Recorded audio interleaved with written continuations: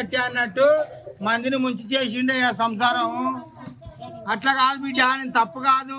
తింటున్నాము, అది చేస్తున్నాము, అనాంగా నీళ్ళు అన్నము అందరూ ఏడికెళ్ళొస్తున్నాయి బిడ్డ ఇన్ని నీళ్ళు.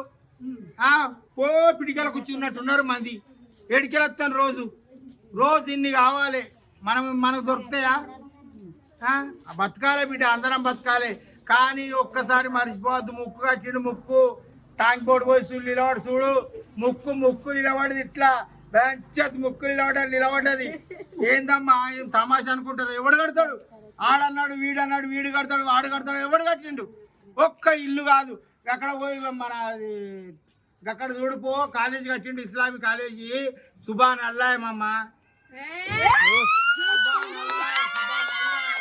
इस्लामी का कॉलेज हो ऐसा कमान लगा के बनाया।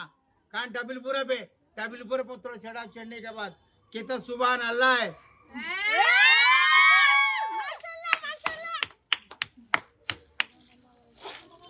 करने वाला वो ना बाबा, खाली बात करने से नहीं होता,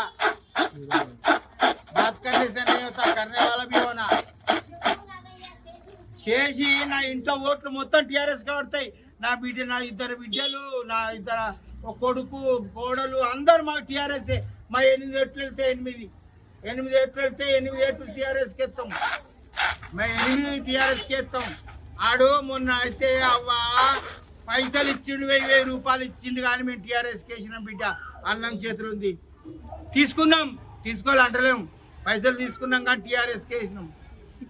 కానీ దెబ్బేసింది. ఎందుకంటే మేము ఉండే చూడు, ఒక ఆడపిల్ల వస్తుందేమో, జర ఏమైనా పని చేస్తుందేమో అని టీఆర్ఎస్ని గెలిపించాలి ఎమ్మెల్యేకు అని చెప్పిన సాయాన్ని బిడ్డట.